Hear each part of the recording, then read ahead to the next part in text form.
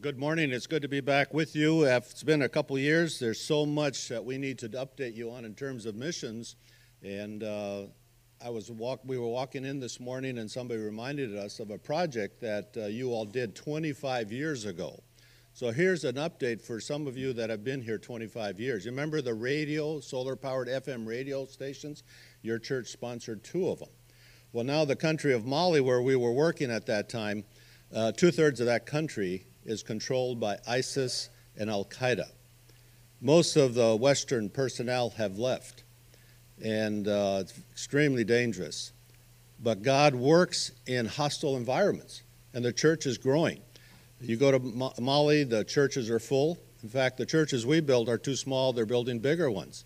And the radio stations, there's about 60 of them in the country, and pastors can't move from town to town, but the radio station, the airwaves knows no fear. And the pastors say it's like I have a pastor in every town. So thanks again for that gift 25 years ago. So give generously to your mission projects. They do make a difference. And the one in Mali is just tremendous, as that radio and technology is helping there. Well, 20 years ago, we moved from that ministry to SAT-7. And I know some of you have come since we last visited, and SAT-7, it's a Middle East and North Africa broadcast media ministry based in the Middle East. So we started with Arabic channel, 2 hours a week, and we've grown aggressively since that over the last 25 years. We're now 4 channels. We have 2 channels in Arabic. One of the Arabic channels is a children's channel where we allow children to produce programs for children, very creative. We have a Farsi channel that's on an Iranian-owned satellite, Yahsat, and it's a great footprint and access across all of Iran, Afghanistan, and Tajikistan. In terms of the gospel, Iran is probably one of our most receptive countries to the gospel today.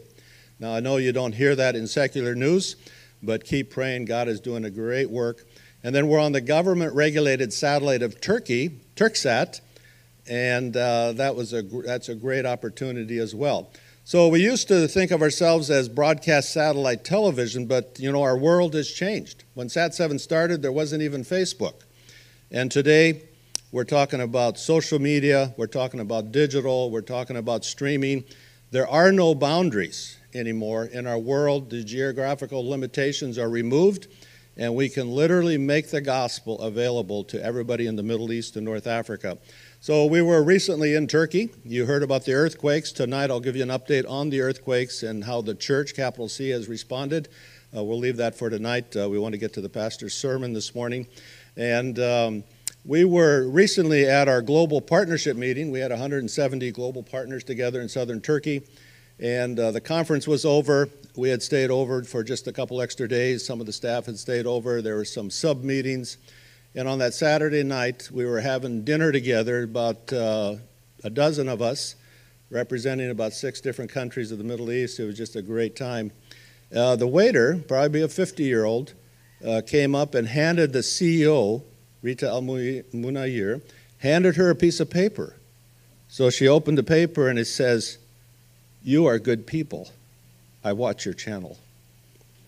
So we can't tell you how many viewers we have, but we know we have a lot of viewers and a lot of seekers across the 4 satellite channels of SAT-7.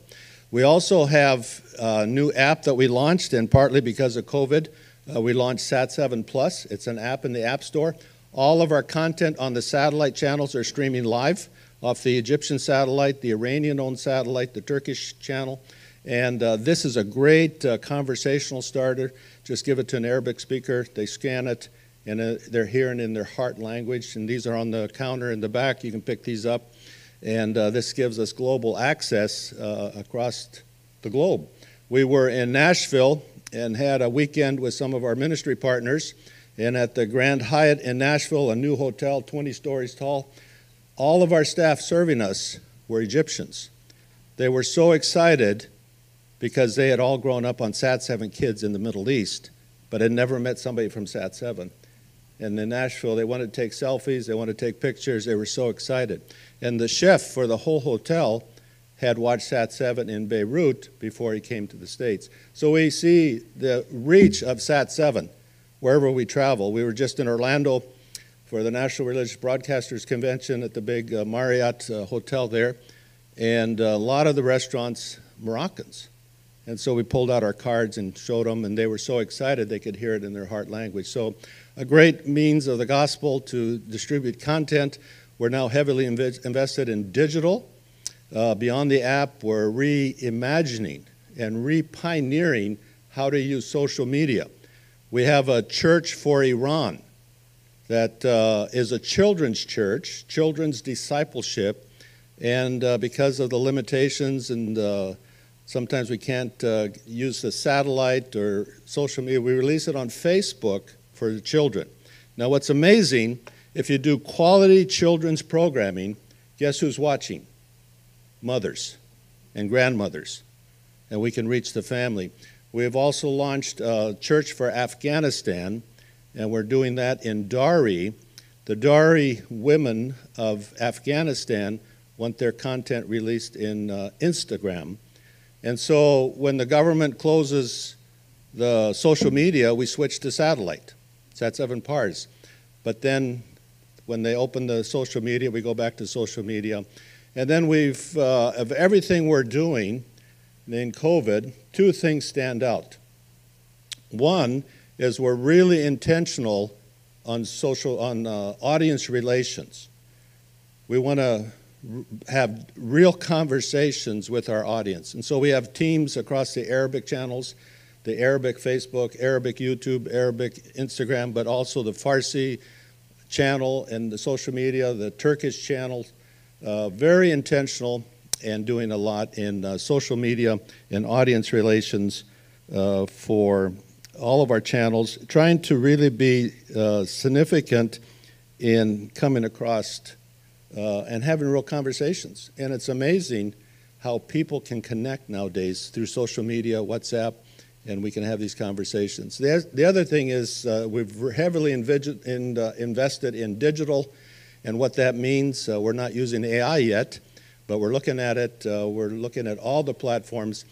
Today in Egypt, 40 million people will be on Facebook. Now, should the church be using Facebook? Absolutely, because we want to identify demographics that are outside the reach of the gospel, and that we want to put the gospel in where they're spending their lives, and a lot of them are spending their lives on social media. And so it's a new way to do missions, go into all the world, right? But does that mean we only can send missionaries from the West? No, go into all the world. We need to harness the power of digital, the power of satellite, the power of social media, and put the gospel right into the daily lives of millions of people. A lot of our viewers are isolated believers, and so we're doing a lot for isolated believers. We'll talk a little bit more about that tonight. We have this booklet. There's a lot of these on the table in the back. We identify what is an isolated believer, and then we invite you to take a 7-day journey of prayer for isolated believers around the world, and many of you know isolated believers as well. And you can read some of our stories on